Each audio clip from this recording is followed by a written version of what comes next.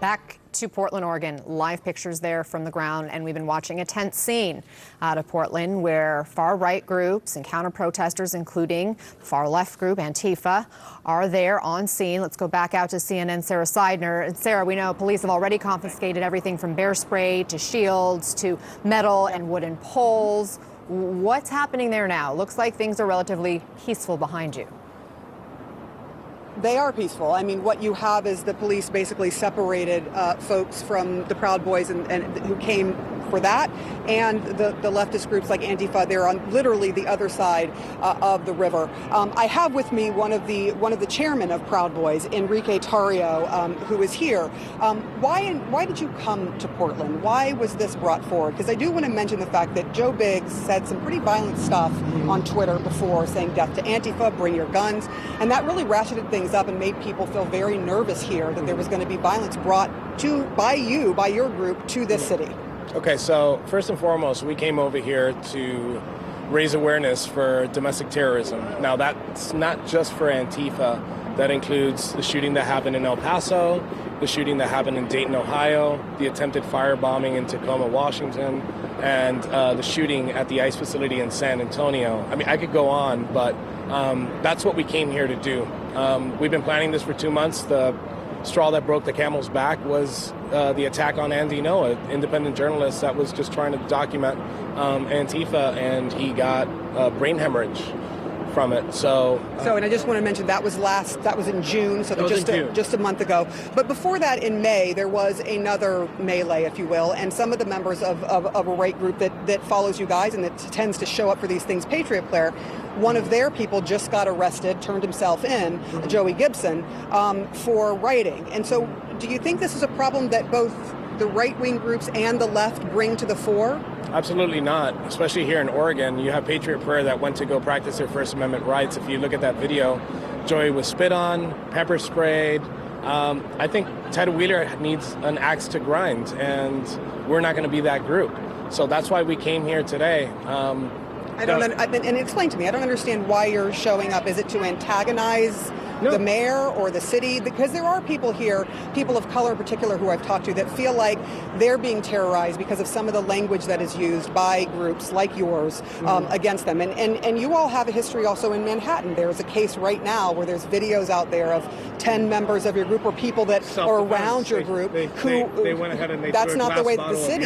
That's fine. That's not the way the city sees it. The political powers of the governor and the mayor of New York, same thing that Ted Wheeler wants to do. I've had an open communication, open dialogue with Portland PD for the past month. And then here we are. There was two different stories. There was Portland PD's story and Ted Wheeler's story. And again, Ted Wheeler needed an axe to grind. So what we did is our message was bold today. Our message wasn't, we didn't stay there. We didn't antagonize anybody. We held our hands in prayer. We bent a knee.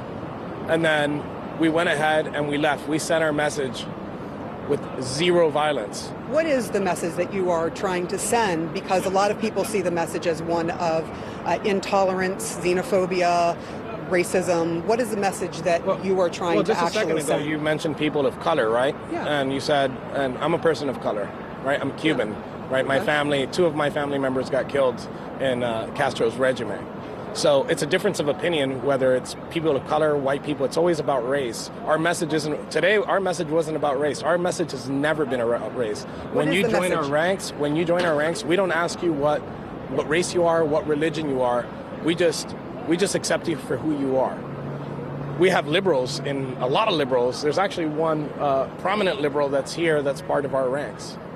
Liberals would probably dispute that, to say that you guys have a lot of liberals as a part of your group, and you call yourself male chauvinist, right? No, what does that mean? That's out there on. No, it's not.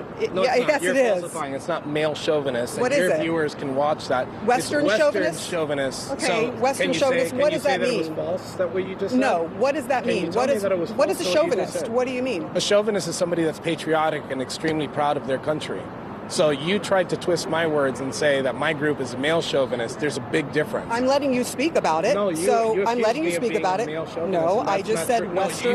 No, you said I said male chauvinist, then corrected myself, said Western chauvinist. What does that mean? A lot of people hear the word chauvinist and they think male chauvinist. They think of people. And what you say on the website and what you have heard from Gavin McInnes, who created this group, is that this is only for people with penises. That is literally what has been said. So isn't that a male chauvinist? So let me ask you something. So women's groups, women's rights groups that are all women, are they sexist too?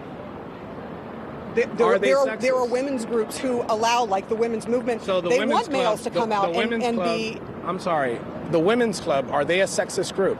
What women's club are you talking about? What are you referring to? The women's club, the National Women's Club, that only accepts women. Are they sexist? Let me ask you something. It's a men's group. It's a drinking club. Right, but that's what I'm asking you. You're saying Western chauvinist. It celebrates women also. So it's something that celebrates men, but you say Western chauvinist, right? It celebrates a traditional American family. It celebrates a male. It celebrates a female. So let me ask you something about the president. The president tweeted today that he is looking at the possibility of making Antifa a domestic terrorist organization. Yes. Should white supremacist groups also be considered the same? Yes, they should. They should, and they're right. Anybody that espouses violence or race, they should be labeled a domestic terrorist group, just like Antifa. And when you come out here, how do you feel about the tweet itself? Is that something that's speaking directly to you? Because what the president didn't mention is that right-wing groups have also been violent. Yeah, and that's why I said the El Paso shooter. I just said it a little while ago. No, I'm talking about what you think of the president. He mentioned one group. The president is right. It's one tweet. He's not going to mention every single group. Right now, the focus is Antifa. We've seen them firebomb. We've seen them attempt a firebombing in Tacoma. We saw the Dayton, Ohio shooter is an Antifa member. So there's both groups. Right now, the focus is Antifa. Right, but there's also what happened in El Paso, where the person was clearly a white supremacist with xenophobic ideas. What I'm asking you is, when you just pick one group and two groups are both involved in violence. No, focus on one group and focus on another. He went ahead and he called out the El Paso shooter, and he called out white supremacy. Do you not remember that tweet? Sure, I remember that tweet, but perfect. I also... So we got white supremacy, he called out white, so basically he called out white supremacy, and he called out Antifa. Perfect, but both in sides. A time when the government here and the people here that live here are extremely concerned about what's going on, to have the president just pick one group when the right has also been arrested, and not to mention it. Weekend, would you be tweeting right now? Right now, you're not covering white supremacy, are you? You're covering this event, right? So when El Paso shooting happened, he tweeted about El Paso. Today, the event is Antifa. So is it Antifa, though? That you guys were the ones that organized this event. So how is this Antifa? Did anything go wrong with this event today? Nothing went wrong with Antifa either. Nothing went wrong with you guys. It has so far been peaceful. Is that what you plan on doing coming here? I guess the question is, why come here? As long as Ted Wheeler keeps pandering to Antifa and not calling them out by name, we're going to keep coming out here. We're going to keep wasting his resources. He's going to call all the agencies that he's called. He's going to call the National Guard, the FBI, all of those people, and we're going to keep coming out here until Ted Wheeler does something. What do you say to residents that say, we're paying taxes for this, and you're just wasting our resources? Do they pay federal taxes like I do? All of them pay taxes. Perfect. Then this is just as my city as my home back at Miami. This is the United States of America.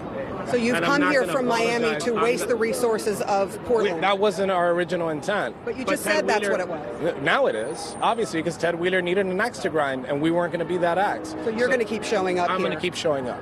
Does it bother you at all that there are groups that feel... Let me just ask you this. Does it bother you at all that there are folks here that feel that they have almost emotional terror, worrying that something's going to explode here, similar to what happened in Charlottesville? I'm sorry, I didn't hear that. I said, are you worrying about, or do you care about the fact that there are people here in town that live here in Portland that are concerned about something exploding here, that something getting very violent and having their city explode, similar to what happened in Charlottesville in 2017? They went ahead and they have a concern. I have a concern also. My concern is domestic terrorism by leftist groups. But why do you keep coming to Portland? You're in Miami. Could you not do that there? I don't know if you know what happened to me or your viewers know what happened to me. Last time I came to Portland, I got hit with an explosive and got shrapnel in my arm and leg. I'm sorry about that. That shouldn't happen. You shouldn't be injured, and nor should people on the other side be injured. Then they go ahead and they'd do the same thing. But I guess the question begs then why keep showing up? Because you know that that's going to engage them as well, I'm going to correct? simply say the reason why I keep showing up is because this is America. I have the freedom to express myself wherever, whether I go to Michigan, whether I go to Florida, whether I go to Washington, whether I come to Oregon. Right now, I think the problem is in Oregon. Maybe you have a difference of opinion than I do, but it doesn't matter. We're going to continue to fight this fight against domestic terrorism. Whether Ted Cruz proposed a piece of legislation to label them the domestic terrorists that they are. My petition on the whitehouse.gov got 40,000 signatures with zero platform. I don't have Facebook, I don't have Instagram, I don't have social media at all. That should tell you something. Other people get 100,000 signatures for regular stuff. Enrique, I appreciate you talking to me. Thank you. Thank you for being here. Are you done? Is this over? We are actually moving. So yes, today's events are over. Thank you so much. I appreciate you talking to me. That was Enrico Tarrio of the Proud Boys explaining why they keep coming here. And basically at the end he says, look, we're just trying to whittle down and waste the resources of Portland. That will make a lot of the residents here very unhappy to hear that. He says they're going to keep coming and there is going to always be a reaction from the left. It happens every time. It is a way to engage them. That will not make the city happy. Anna? Sarah, a lot to digest there from your interview. I just want to be very clear, though. The Southern Poverty Law Center does classify that group, the leader of whom you were talking to, as a hate group.